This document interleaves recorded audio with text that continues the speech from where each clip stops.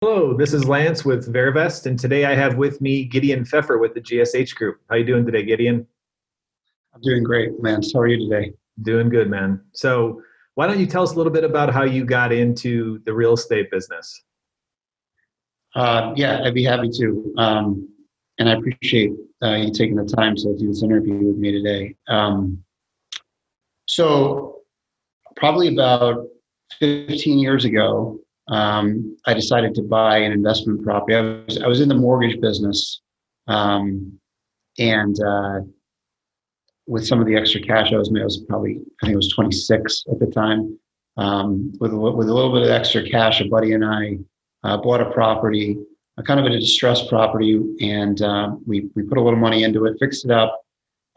We didn't, and we sold it. We didn't actually sell it to a homeowner. We sold it to an investor because we who put a renter in it, which was an interesting model at the time.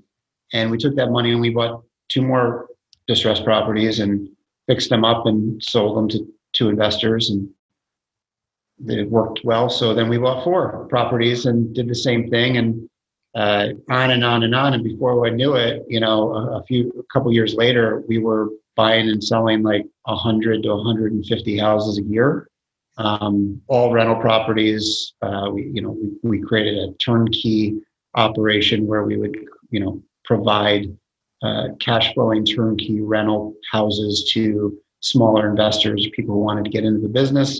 And we also had clients who were experienced investors and just didn't want to deal with the acquisition and construction anymore. So we had clients or buyers who might buy one property, and we had clients or buyers who would buy 25 properties. Mm-hmm. It just was turned into a business, a viable business, a great business. And what happened was around 2011, 2012, up until that point, like big Wall Street money, hedge fund money, what I call institutional capital, really didn't focus on single family homes as a investment strategy. But because of the immense amount of foreclosures that happened during the financial crisis between 2008 and 2010, 11, Yeah. so much distress across the country, large institutional capital took notice of the single family home space. And so they raised billions of dollars to buy single family homes. But for a small period of time, they didn't actually have boots on the ground infrastructure to find the houses, to do the renovations. And so my partner and I saw that opportunity and became what we call high volume aggregators of pools of single family homes. And literally over the course of like a 24-month period from 2012 to 2014, we bought and sold, oh gosh, I don't know, maybe somewhere between 1,500 and 2,000 houses. We did it so we were based in Michigan. We did it in the Southeast.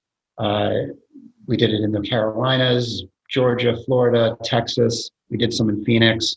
And then after a while, the hedge funds created their own infrastructure. They created their acquisitions teams and construction teams and property management. And the margins became thinner and thinner. And, that opportunity kind of dried up. And so I stuck with single families for a while, and then realized that, began looking for other opportunities in the market, other areas of disruption or finite type of inventories. We did a really good job on the single family front, and I wanted to figure out how to do it on multifamily. I wanted to move up to larger transactions, really, as it was.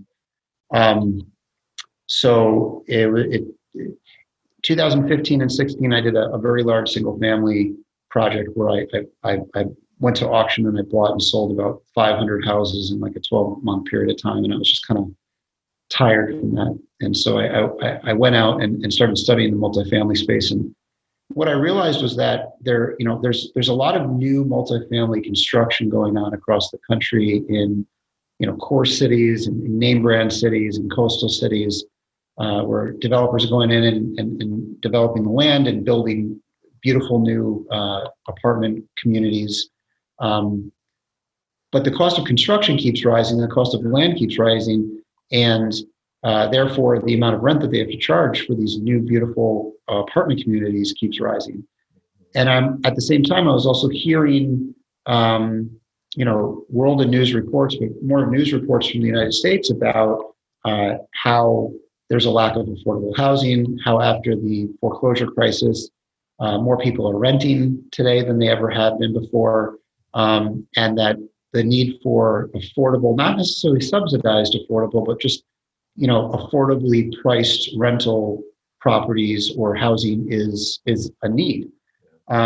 And so I looked around Michigan, where I was living at the time full time, and realized that there's a lot of apartment units that are more affordable for people. I shouldn't say there's a lot. There exists an inventory of existing what I call workforce housing apartment communities in mature areas that supply and provide housing for the workforce, for the essential workers in our country, for people who are nurses and teachers and support staff and service in the service industry and things like that. And there's actually an inefficiency in that world, in that often they've been owned for a long time. Often families who built them 20, 30, 40, 50 years ago own them, and they need a little bit of love. They maybe don't look fresh and new. Their color schemes are brown and yellow and white, and maybe their amenities leave something to be desired. What I also realized was that these apartment communities that I'm talking about, these workforce housing communities, are charging, in Michigan, for example, maybe between $800 and $1,000 for a 2-bedroom apartment for a family to live in. That's an affordable amount that people can afford to pay in Michigan. Depending on the location in the country, an affordable price might be a little bit more expensive, but the bottom line is that you can't build an apartment community like these ones that exist and charge $800 in rent. You can't build these apartment communities that I could potentially buy and charge even $1,000 in rent. Right. So there's an inefficiency in the market, and there's a opportunity for us to go out and seek these type of apartments to purchase and repurpose, breathe some new life into them, spend some money into them, create new and fresher amenities like pools, redoing pools, or creating gyms, or creating dog parks and community gathering areas, business centers, things like that people can use. And also not doing a complete overhaul to complete stainless steel and granite countertops, so maybe just refreshing the interiors and the hallways and the exteriors of the units. So like when you walk into the units, it's more newer grays and whites than browns and yellows like it was in the 80s and 90s. So I realized that I could go out and I could try to buy properties that I could buy below replacement cost, where I could create some value. And so I pursued that, and that's how GSH was born. Got it. And so for you guys today then, in terms of, sourcing deals or sort of your acquisition strategy, I mean, I know that the market since you got into the game, it's become much more competitive in terms of there's a lot of guys out there trying to find, similar products. So what is it that you guys do to sort of uncover and unearth, opportunities that maybe others aren't, or, is there kind of a method to your madness? Sure. That's a really great question. I think that there's a lot of opportunities for people. There's a lot of people who want to invest in this asset class, but really it's all about finding the right deals. So how do we source the deals is what I heard. And we do it on a variety of ways because we've hit a critical mass of having done quite a few deals and having a portfolio underneath us. We've got relationships with, we'll look at marketed deals through brokers, and we have brokers sending us deals all the time. It's kind of few and far between that we find deals that make sense, that are on the open market.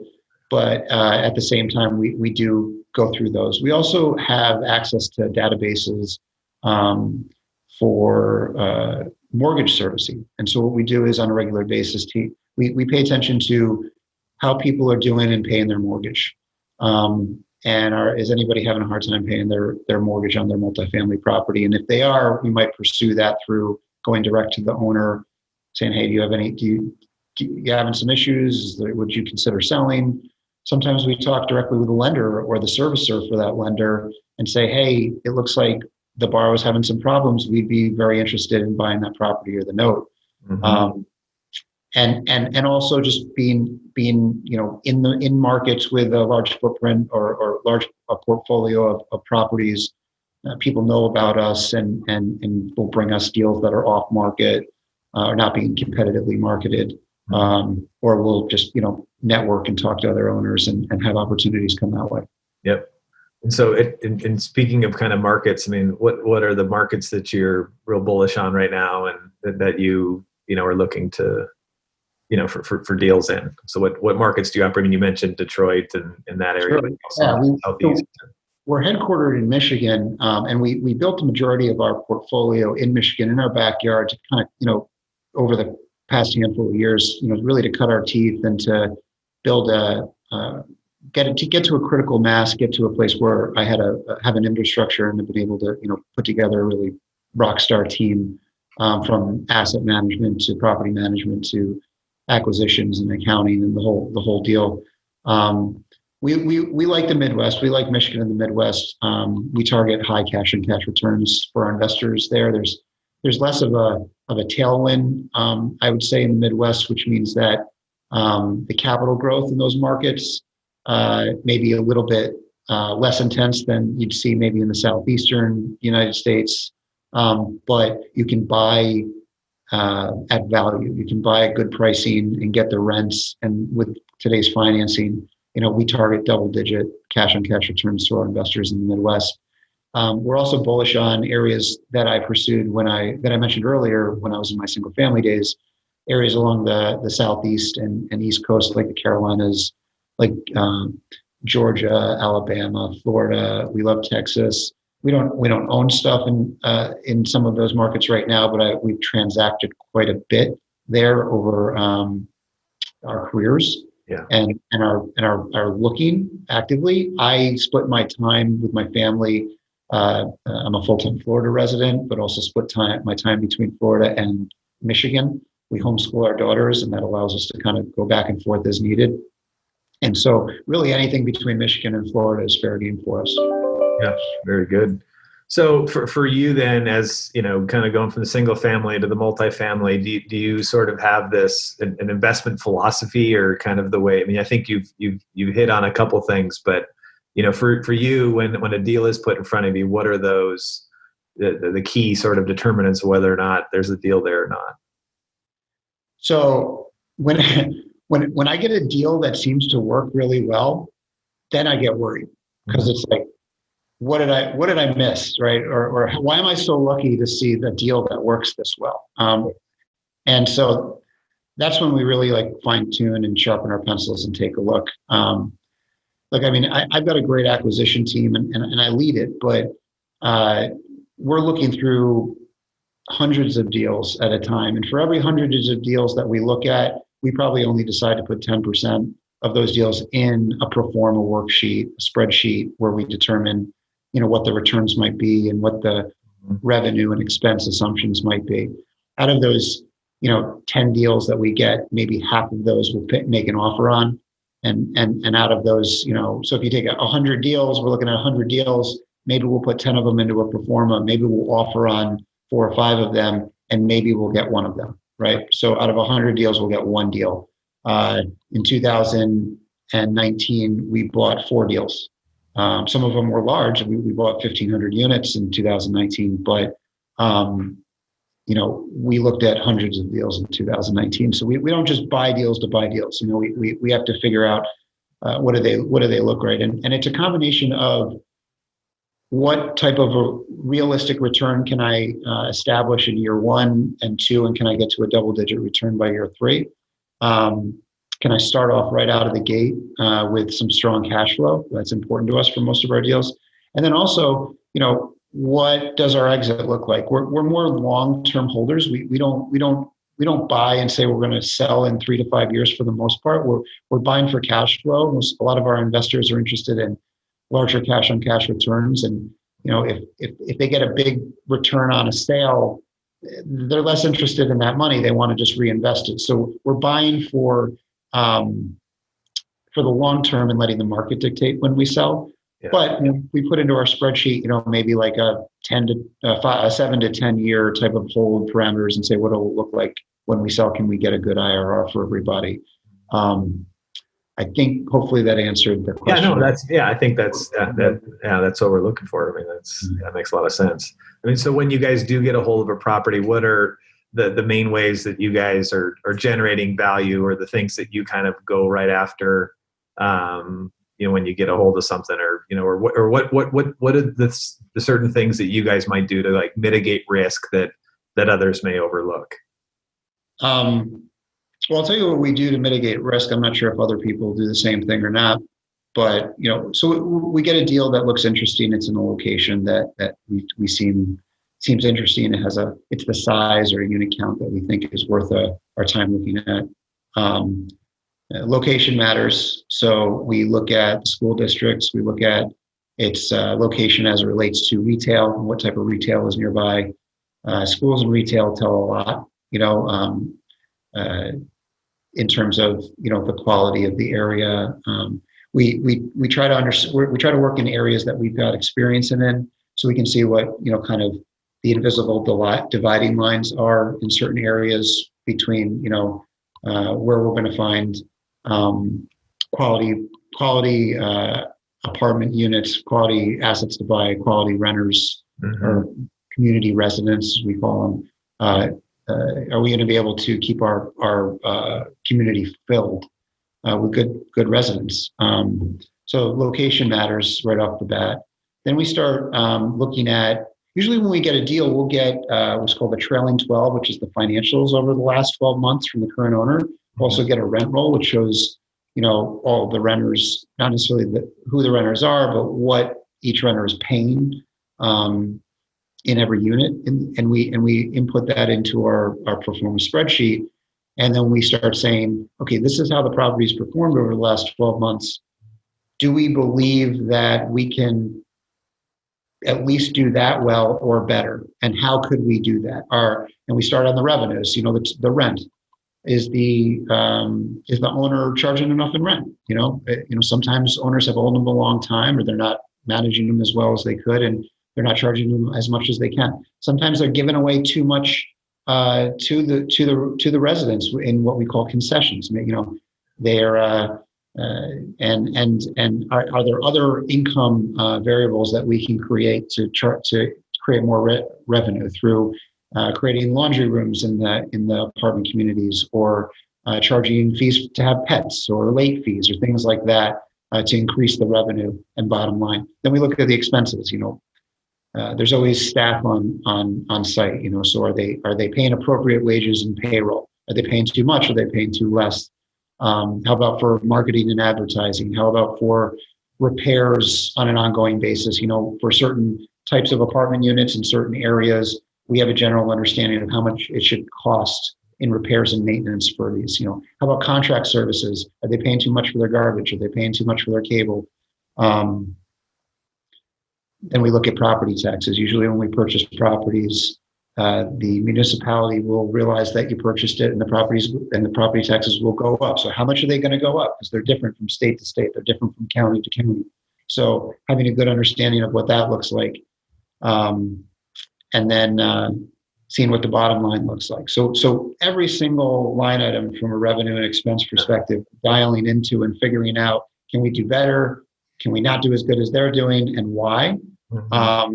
And then it goes to the units. What's the overall plan for this property? Is it just a good cash flowing deal that we're going to buy and not do much to it? Those deals don't come along that often. Usually we have to create value in one way or the other, which is either it's through management efficiency, which has to do with what I kind of just described. Yeah. Or can we create value by increasing the rents by doing some light renovation to the property, exterior and common areas, as well as interior? And can we get a premium now? If the current rent is $800, can I put $5,000 of upgrades in the unit and charge $875 or something like that? Still have an affordable price, but maybe freshen up the unit a bit. And if all of those things check out, and we believe that there is value to be created at the deal, then we'll go and visit it, and we'll walk it, we'll kick the tire, and decide how much we want to offer for the property. Mm-hmm. I noticed too, it seems like you tend to rebrand, like with the Meadows concept. Is that part of just making it more of a community sort of feel good thing that just attracts higher quality tenants, or, what's the rationale behind that? Yeah, I mean, it's that and so much more. I think, we brand a lot of our apartment communities, and the plan is eventually to brand them all as a Meadows community. So usually it's the Meadows at or Meadows on the street that it's located, or a location that it's near. Mm-hmm. And essentially think of it as like a brand standard. So like if you ever stayed at a Westin hotel, mm-hmm. or a Holiday, or a Holiday Inn Express, right? Like you kind of know what you're going to expect. You walk in, and maybe it smells a certain way, the furniture looks a certain way, the rooms look a certain way, and there's slight variation, but for the most part, the level of service is the same from the staff on site at that hotel. The general feeling about the community is the same, and then sights and smells are the same. And we're trying to do the same thing for our apartment community. So, if we've got 3,000 units across 12 different properties in metropolitan Detroit, for example, and they're all Meadows communities, somebody could be on the west side of metropolitan Detroit, and they might get a job transfer to the east side of metropolitan Detroit. Well, I want them to be able to go to the east side and say, oh, there's a Meadows community here. I live in a Meadows community on the west side. I know what to expect. I'm going to move there, right? Yeah. And it also goes into how the community members who live there, the residents, are treated and how they feel. We want to provide a clean, safe, and enjoyable community. We believe in that we're as much a part of the community as the people that live there are. Mm-hmm. And so, would we want to live at one of our own communities? And that means that cleanliness and safety are really important, as well as amenities and services. So we're adding extra services for the community. Certain communities we have transportation to and from certain areas. We give welcome baskets or welcome kits to our residents that have discounts to local retailers, different deals like that. Mm-hmm. And we found it to be well received, and are very proud of that branding initiative that we've created. Yeah, no, that's neat.